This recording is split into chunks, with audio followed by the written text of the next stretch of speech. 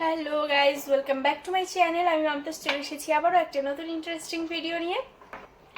Good morning everyone. এখানে আছে mister মির্দা, যে আমার ক্যামেরাটা অন হয়েছে অমনি একদম চুলটুলগুলো সুন্দর করে একদম স্টাইল দিয়ে নিল। আর সে এখন ব্রেকফাস্ট করছে। আর আজকে ব্রেকফাস্টে আমি বানিয়েছি চা আর সঙ্গে আছে রুটি। তো এটা দিয়েই ব্রেকফাস্ট হয়ে যাবে। মিস্টার মির্দা তো বলছিল রুটি বানাতে হবে না, আমি খাবো না এমনি করছিল। তো কয়েকদিন আমি একটুখানি বাড়িতে ছিলাম না, মায়ের বাড়িতে গেছিলাম, ওখানে ছিলাম কয়েকটা দিন। তো সেই জন্য না আদতটা নষ্ট হয়ে গেছিলো। তো এখন তার আবার কয়েকদিন ধরে একটু চেপে চেপে জোর করে করে খাইয়ে দিতে হবে, তারপর আবার তার খাওয়াটা ঠিকঠাক হবে, বললেই খেয়ে নেবে। তো এই হচ্ছে ব্যাপার। তো চাটা তো ঠান্ডা হয়ে যাবে, তো সেই জন্য চাটা আর রুটিটা খেয়ে ফেলি। তো এই হচ্ছে আমার পুরানো ওয়াশিং মেশিনটা, যেটাকে আমি বাইরে বার করে দিয়েছি কারণ এর জায়গাটা এখন নিয়ে নিয়েছে আমার নতুন ওয়াশিং মেশিনটা। আর এই যে মিস্টার মির্দা রেডি হয়ে গেছে, বেরিয়ে যাচ্ছে। তো সে হাসাহাসি করছে যে আমি তার কেন ভিডিও বানাচ্ছি, কিন্তু অ্যাকচুয়ালি আমি ভিডিওটা বানাচ্ছিলাম মেশিনের। তো সে হাসাহাসি করছে বলে আমি আবার ঘুরিয়ে দিলাম তার দিকেও ক্যামেরাটা। তো সে বেরিয়ে গেল। আর এই মেশিনটা আমি সেল করে দিয়েছি, এটা চলে যাবে, আজকেই চলে যাবে এটা। তো ভাবলাম এটার একটা ভিডিও নিয়ে রাখি, যাতে এটাকে আমি যখন চাইবো তখন যেন দেখতে পারি। এই ভিডিওটা থেকে গেলে আমি এটাকে যখন খুশি তখন দেখতে পারবো, কারণ অনেকটা দিন আমার সঙ্গে ছিল। আর আমার প্রত্যেকটা পছন্দের জিনিসের উপরে আমার একটা আলাদা ভালোবাসা থাকে। তো হয়তো আমি এটাকে রিপ্লেস করে দিয়েছি, তার রিজনও ছিল, কিন্তু তাই বলে এই নয় যে ভালোবাসাটাও কমে গেছে। তো যাই হোক, এখন আমি চলে এসেছি ঘরের কাজকর্ম করতে, যেমনটা আমি করি হাজবেন্ডকে পাঠিয়ে দিয়ে তার কাজে, তারপর আমি আমার নিজের কাজকর্ম শুরু করি।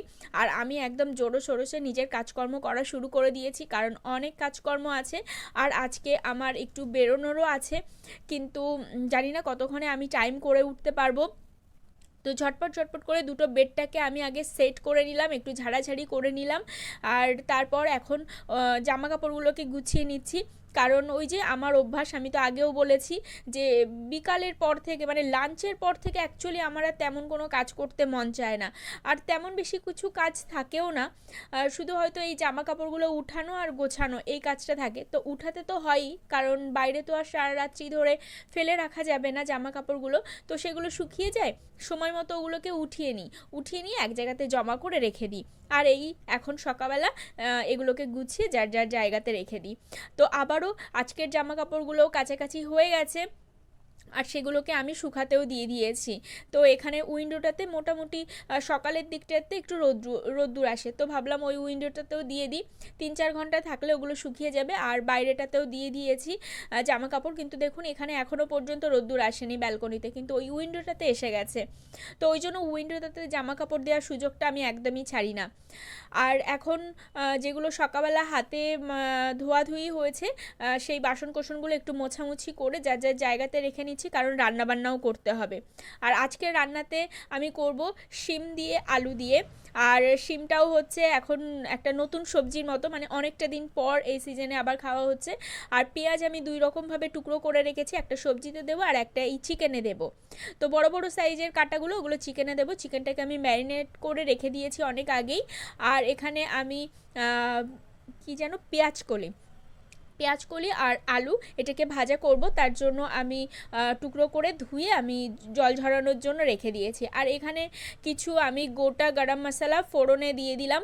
তো এর মধ্যে আমি দিয়েছি জিরা, গোটা জিরা, আর গোটা গোলমরিচ, আর দিয়েছি এলাচ, লবঙ্গ, দারুচিনি, আর দিয়েছি জয়ত্রী।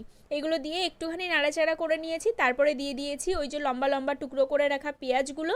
আর এগুলোকে হালকা একটু ফ্রাই করে নিয়ে তারপর এর মধ্যে আমি দিয়ে দিচ্ছি কাঁচা লঙ্কাগুলো লাল হয়ে গেছে। আর এই কাঁচা লঙ্কাটা দিতে যে পরিমাণ ঝাল, যে আমি কী বলবো, এই যে দুটো দিয়েছি আর হয়তো অল্প মানে হাফ চামচেরও কম, একদম একটুখানি হয়তো গুঁড়ো লঙ্কা দেব, তো তাতেই একদম ঝাল ঝাল হয়ে যাবে পুরো ব্যাপারটা। লঙ্কাগুলোতে যে এত কেন ঝাল আমি বুঝতে পারি না।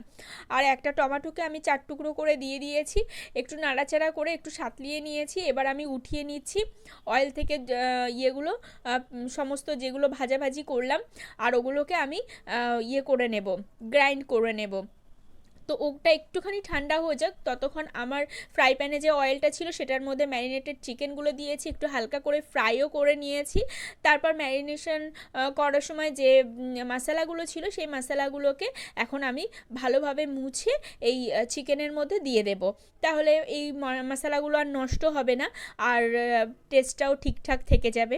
আর এই যে মশলাগুলোকে আমি ফ্রাই করেছিলাম, পেঁয়াজ, টমেটো, তারপর গোটা গরম মশলা, ওগুলোকে সব আমি ব্লেন্ড করে নিয়েছি, আর এই পেস্ট হয়ে গেছে, সেই পেস্টটাকেও আমি এবার দিয়ে দিয়েছি চিকেনের মধ্যে। আর এটাকে ভালোভাবে কষিয়ে নিয়ে এটাকে রান্না করব, আর এটা ভীষণই টেস্টি হবে। আর এখানে আমি আবারও মশলা বানিয়ে নিয়েছি, আর এতে আলুও দিয়ে দিয়েছি, আর এটা দিয়ে আমি শিমটা বানাচ্ছি। আর এখানে ভাতটাও বসানো হয়ে গেছে, আর চিকেনটা দেখুন কত সুন্দর হয়েছে না, ভীষণই টেস্টি হয়েছে চিকেনটা। আর এই যে ভাজাটাও হয়ে গেছে, আর সঙ্গে করেছি ডাল। তো ডালটা আমি দেখাচ্ছি, এই যে কুকারে আছে, ডাল করেছি। এতগুলো করছি কারণ হচ্ছে কি যে আমার ওয়াশিং মেশিনটা নিতে আসবে তো আমার ভাই, তো সেই জন্য ও খাওয়া দাওয়া করবে, তো সেই জন্য ঝটপট করে ওই কয়েকটা জিনিসই আমি রান্নাবান্না করেছি। আর এখন আমি আমার কিচেনটাকে ক্লিন করে নিচ্ছি, হপটপগুলো ক্লিন করে নিচ্ছি, কারণ আমি যে কাজে বেরোনোর আছে সেটাও আমাকে করতে হবে, তো সেই জন্য একদম তাড়াহুড়ো করে আমি এই কাজগুলো সব করে নিচ্ছি।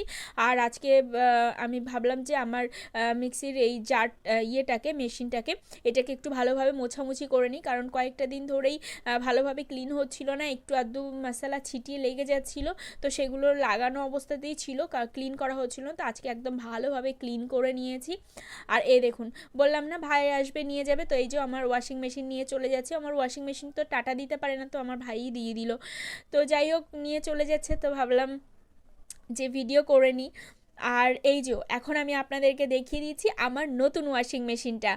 আর এটা আমি নিয়েছি হায়ার ব্র্যান্ডের, তো 5 স্টার ওয়াশিং মেশিন। আর এই যে এই ভিতরটাতে যেটা বড় ইয়েটা আছে ওইখানটায় দিতে হবে ডিটারজেন্টটা, আর এই সাইডে বাকি আমি যা কিছু কমফর্ট ডেটল যা কিছু দিতে চাইবো ওই সাইডটাতে দিতে হবে। আর এখানে বিভিন্ন ধরনের অপশান আছে, আর এটাকে ঘুরিয়ে ঘুরিয়ে বিভিন্ন অপশানে দেয়া যাবে, এটা দুই দিকেই ঘোরানো যাবে, কোনো প্রবলেম নেই। তো মেশিনটাই। আর মেশিনের ব্যাপারে আরও একটা কথা বলি, কিছু জামা কাপড়ও এর মধ্যে আছে যেগুলো আমি এখন ওয়াশ করব না, কারণ এই ওয়াশিং মেশিনটা বেশ বড়। বড় বলতে মানে এমন নয় যে সাইজে বড়, এটার ক্যাপাসিটিটা বেশি। এটা 8 কেজি, তো আমার আগে ছিল 5.5, তো এখন আমি 8 কেজির নিয়েছি, যাতে আমি একটু বেশি জামা কাপড় কাছাকাছি করতে পারি। আর এখানে বিভিন্ন ধরনের সব ইয়েগুলো দেয়া আছে, ওয়াশিং মেশিনের পারপাস যেগুলো যা লাগবে, আর এইসব ইরর কোডগুলোও দেয়া আছে, তার মানেগুলো যে কোন কোডটা দেখালে তার মানেটা কি হবে সেগুলো সব লেখা আছে। তো ওয়াশিং মেশিন সম্বন্ধে অনেক ডিটেলস ওটার উপরে লেখা আছে, তো ওটাকে যত্ন করে রাখতে হবে, যে কোনো সময় ওটার প্রয়োজন পড়তে পারে। তো যাই হোক, দেখতে ঠিক এরকম। এটার হোয়াইট কালারও ছিল, কিন্তু যেহেতু আমার আগের মেশিনটা হোয়াইট কালার ছিল, তো এবার আমি এই কালারটা নেওয়ার পছন্দ করলাম, সিলভার টাইপের কালার। আর সিলভার ঠিক নয়, এটা একটু গ্রে টাইপের কালারটা। তো আমাদের লাঞ্চ হয়ে গেছে, আর একদম সব কিছু গুছিয়ে টুছিয়ে একদম বসে পড়েছি বেডের উপরে। এরপর থেকে আর কোনো কাজ করব না। আর সন্ধ্যার জন্য চাও আমি বানিয়ে রেখে দিয়েছি। তো একটু আগে এসেছিল ভাই, আর আমার ওয়াশিং মেশিনটা নিয়ে চলে গেল। আর এই যে মিস্টার মির্দা, তো ওয়াশিং মেশিন চলে যাওয়ার দুঃখে একদম মন খারাপ হয়ে গেছে। মন খারাপ হয়েছে তোমার? হয়নি? তো দিনের সম্পর্ক তুমি এত তাড়াতাড়ি ভুলে গেলে? কষ্ট পাচ্ছ না ওয়াশিং মেশিনের জন্য? পাচ্ছ? তো বলো যে হ্যাঁ আমি কষ্ট পাচ্ছি ওয়াশিং মেশিনের জন্য। আমার মনে হচ্ছে তুমি কোনোই কষ্ট পাচ্ছ না ওয়াশিং মেশিনের জন্য, এখানে নিজের ফোন দেখতে ব্যস্ত, কোনো কষ্ট নেই, কোনো ইয়ে নেই। মনে দুঃখ হচ্ছে না? দুঃখ, কষ্ট, সুখ নিজের ভিতরে রেখে দিতে হয়, বাইরে প্রকাশ করতে নেই। মা গো, আমি কার পাল্লাই পড়েছি এখন। এখন পুরো সেই জ্ঞানী মানুষদের মতো কথা বলা শুরু করেছে, তাই জন্য আর বেশিক্ষণ ওদিকে থাকলাম না, চলে এলাম। আর এই যে আমার নেলসগুলোকে একদম কাট করে ছোট্ট ছোট্ট করে দিয়েছি। আর আমার ওয়াশিং মেশিনটা আজকে চলে গেল, মানে আমি পাঠিয়ে দিলাম। আর তার পরিবর্তে আমি তো একটা কিনেছি। তো আজকের এই ভিডিওটাকে এখানে আমি এন্ড করে দিচ্ছি। ভিডিওটা ভালো লাগলে অবশ্যই লাইক করে দেবেন। তো দেখা হচ্ছে আপনাদের সঙ্গে নতুন আরও একটা ইন্টারেস্টিং ভিডিওর সঙ্গে। ততক্ষণ পর্যন্ত ভালো থাকুন, সুস্থ থাকুন, take care and bye by.